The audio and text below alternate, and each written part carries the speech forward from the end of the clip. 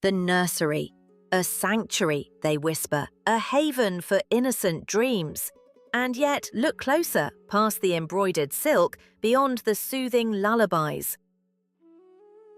Few places within these gilded cages have witnessed more cold-blooded cruelty, more desperate, silenced cries, than the very chambers designed for the tenderest of new life. Does that shock you?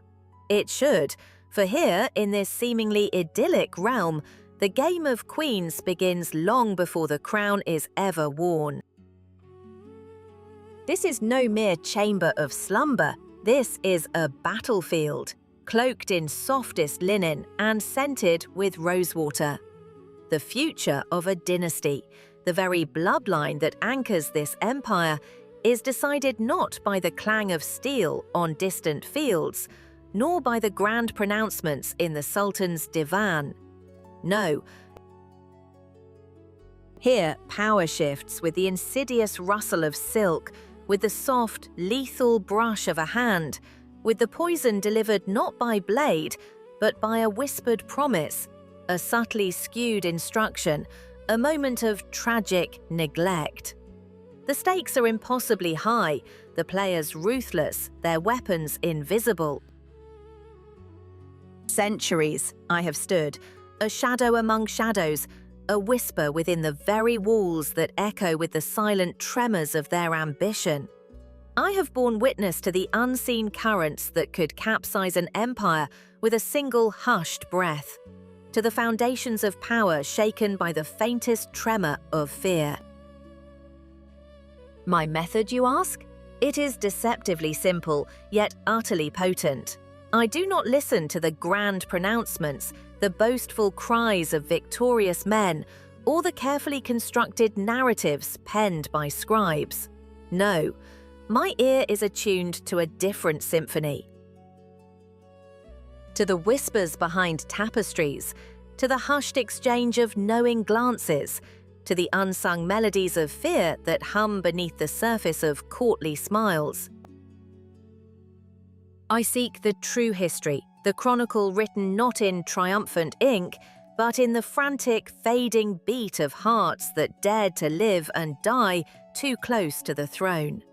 It is a forbidden knowledge, this truth of the blood-stained silk, the horror hidden beneath the veneer of royal birthright. It will reveal the unseen hands that weave a fate more terrifying than any open war. Tread carefully. Even the air in these chambers holds secrets, sharp as daggers, waiting to be breathed, waiting to reveal the true cost of a dynasty's survival. Look closer now. Beyond the heavy velvet drapes that filter the fierce, knowing light of the midday sun, into the royal nursery. Here, the air itself was spun from the finest silk and the lingering scent of rosewater.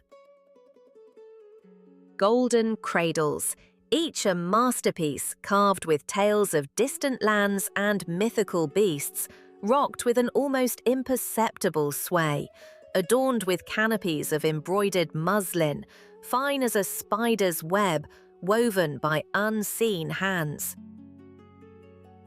Tiny garments, stitched with threads of pearl and silver, lay folded in cedar chests, awaiting the growth of limbs destined to carry the weight of an empire. A sanctuary, one would think. A fortress impenetrable against the venomous currents that course through the very veins of the palace, protecting the innocent hearts destined to carry the bloodline's sacred flame. But even here, where life was meant to blossom untainted, the shadows began their silent, suffocating crawl. The selection of a wet nurse, an affair of months, not days, a meticulous scrutiny not merely for the richness of her milk, but for the purity of her lineage, the unquestioning loyalty of her heart. Also, it was proclaimed, loudly, for all the court to hear.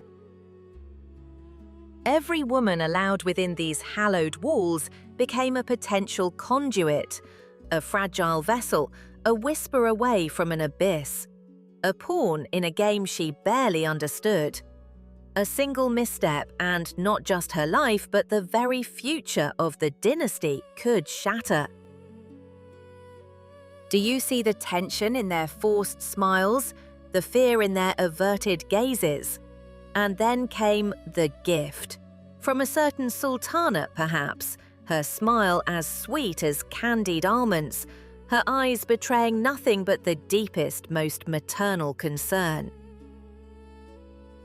A set of swaddling cloths woven with rare silken threads, each stitch a testament to affection, a symbol of unity. And within their pristine folds, a rattle, crafted from polished ivory, gleaming, innocent, its tiny bells tinkling with a sound like crystal droplets caught in a breeze. A child's delight, presented with such grace, such apparent benevolence. But a gift, when offered by a hand that has been made to tremble, carries more than mere beauty. It carries a burden. The trusted wet nurse, her name now a blurred stain on the scrolls of history, felt the weight of it, a suffocating presence. A small pouch of gold slipped into her palm, a whisper of her family's safety, a promise of eternal favor, or, more potent, a threat of eternal damnation, and with it, a new ritual. A special tonic, a blend of rare exotic herbs prescribed for better sleep, for stronger bones, a subtle elixir to calm the royal infants. A warm, sweet liquid poured into the small waiting mouths each evening, a nightly draught of seeming serenity. Harmless, they were assured. Nourishing, they swore. The first cough was a fragile sound, barely audible above the soft hum of lullabies, a tremor in the perfect stillness. Then another, a more insistent rasp. A fever, subtle at first, barely a breath of warmth against their tiny brows, dismissed as a passing chill. Then came the loss of appetite, a weary gaze settling into eyes that should have sparkled with nascent joy, now dull, unfocused. The gilded room, once a haven of pristine promise, began to hum with a different kind of silence, a silence of dread, of unanswered prayers that clawed at the ornate ceilings. The silk curtains still billowed, catching the afternoon sun, painting the marble floors with patterns of light and shadow. But the light felt colder now, the shadows deeper, clinging to the corners of the room like malevolent spirits, watching. Each soft, shallow breath from a royal crib became a new terror, a drumbeat of approaching doom. The royal physicians, their faces etched with professional concern masking utter bafflement, their remedies proving useless, their whispers like death knells echoing against the opulent walls. How long, do you think, before the horror became undeniable? How many sleepless nights did the mothers spend, their fingers tracing the fading warmth of their children, before they truly understood the insidious betrayal? The nursery, once a vibrant promise of dynasty, had become its silent grave. And the bloodline, so carefully guarded, so fiercely protected, was bleeding out, drop by insidious drop onto the pristine white silk. A slow, chilling poison. The Sultan's chambers, you see, are not merely walls of stone and gilded wood. They are a canvas for the soul's deepest stains.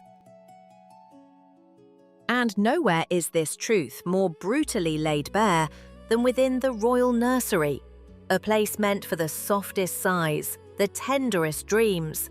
Yet it became a stage for a different kind of performance. The air grew heavy. A weight, not of humidity, but of unspoken dread, settled over the silken draperies. The night, once a cloak of peace, now held its breath, listening. You could feel it in the strained silence that replaced the usual lullabies. in the way the shadows clung to the corners, thicker, more menacing. Young Prince Osman, a fragile blossom, barely a season old. His cough, once dismissed as the common chill of winter, now took on a sharper, more urgent edge. It was the frantic whisper that began it all, passed from a nervous lady-in-waiting to a trusted wet nurse, eyes darting, faces pale. No one spoke above a murmur, yet the message was clear, chilling the blood like an unseen draft.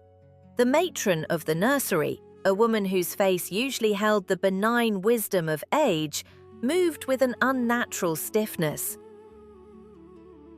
Her hands, calloused from a lifetime of swaddling princes, trembled as she adjusted the child's blanket. Was it sorrow in her eyes, or the cold glint of self-preservation? A pawn, caught between the whim of a powerful hand and the innocent life she cradled. What choice, truly, did she have when the dynasty itself demanded its tribute? A quick, furtive glance was all it took, between the matron and a physician whose gaze seemed fixed on the intricate pattern of the carpet, avoiding all direct contact. His report, delivered in hushed, almost imperceptible tones to the waiting eunuch, was a masterpiece of ambiguity. A fever, alas, a delicate constitution. Words that could explain everything or conceal a multitude of sins. Then came the telltale sign, for those with eyes to see past the veneer of care. A silk handkerchief, embroidered with a motif of intertwining serpents, a specific symbol known only to a select few within the Sultan's inner circle, slipped from the matron's sleeve. It fell, silent as a promise, landing near the ornate leg of the crib. No one stooped to retrieve it. It lay there, a silent testament, a message understood without a single word. The physician returned, a small dark vial in his hand. A potent tincture.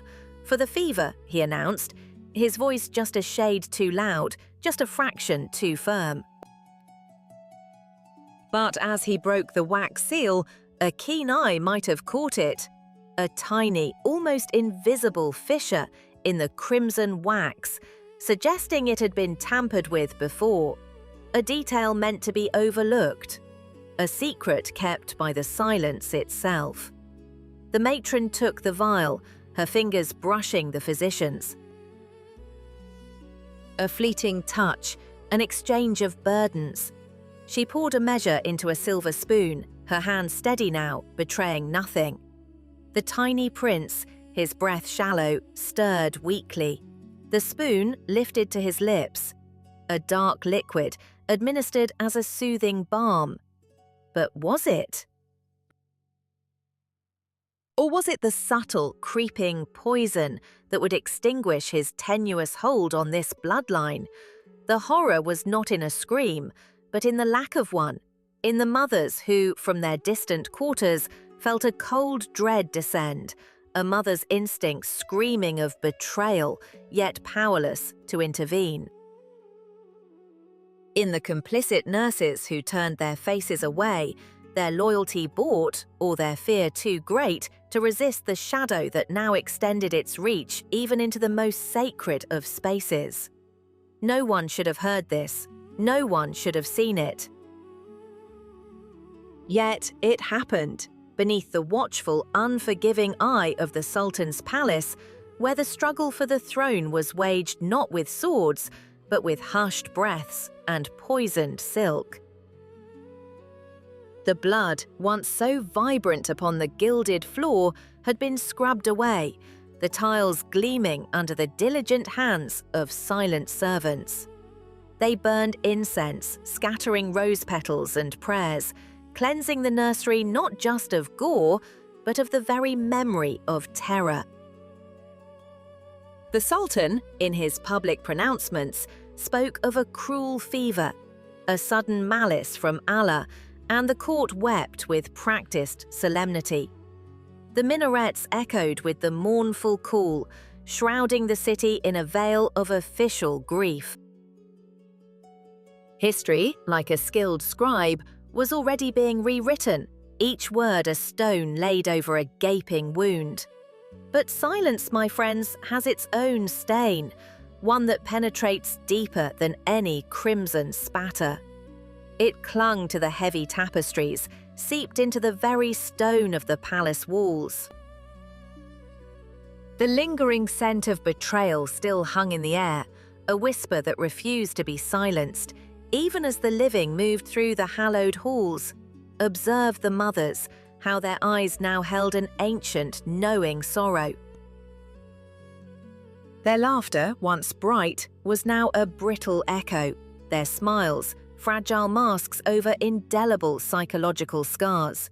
See how Queen Handan, her face a canvas of false piety, extends a jeweled hand, offering a chalice of sweetened sherbet to Aisha Hatun, whose son was among the lost. The liquid, a ruby promise of comfort, shimmered. Yet in Handan's eyes, a fleeting shadow, a hint of triumph masked by well-rehearsed sympathy, a delicate dance of poison and pretense.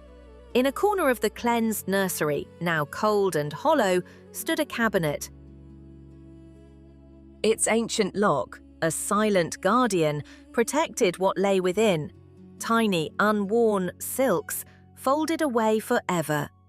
The garments of princelings who would never breathe again, their future, their bloodline, severed. This was the true horror. Not the act itself, but the silence that swallowed it whole, the shadow cast over the dynasty. Nobody was meant to know the truth. No chronicle would ever dare record the precise nature of that night. The forbidden truth, a ghost haunting the very air these queens breathed, forever binding them in a shared, unspoken complicity. This silence, my friends, is not peace. It is the new battlefield, where survival is measured not in armies, but in the weight of unvoiced questions. The silk, once vibrant with the promise of life, now whispers of absence. The silence that follows the screams is the loudest testament within these walls, echoing through the corridors, settling into the very stones of the palace. You see, the horror of the nursery, a secret whispered only by the wind, is not merely an isolated tragedy, it is the crucible. The queens, behind their veils and smiles, understand this. They orchestrate their intricate game of queens, not only for today's power, but for tomorrow's dynasty. They sow seeds of ambition and fear, knowing that the harvest will be reaped by their sons and by the empire itself. What lessons, do you think, are learned by the brothers who survive? Those whose small hands once trembled now walk with a gaze sharpened by that primal fear. They learned, you understand, that the throne is built upon a foundation not of stone, but of sacrifice. A chilling precedent, a cold, calculating lesson etched deep within their souls, defining every ruler to follow, generation after generation. The very silk woven into the fabric of this bloodline, immaculate at first glance, carries the faint, indelible stain of what came before. It is the metaphor of our genesis, the blood-stained silk. A silent acknowledgement that the ascent of this dynasty was, and always will be, marked by its own ruthless ambition. Look now to the cradle, another swaddled form, nestled in the finest, purest silk. So soft, so innocent. A new heir, a fresh branch on the family tree. Yet does the shadow not linger? The echo of past deeds, of betrayal, of whispered poison in the night, a silent sentinel over this new breath. This is the true horror, isn't it? Not just the act, but the legacy. the eternal price of the crown, paid not in gold but in fear, ambition, and the unending cycle that binds us all to this gilded cage. A dynasty built on blood, forever seeking to wash its hands clean, yet always, irrevocably, stained. The silence of the nursery, my friends, is merely the pause before the next act begins.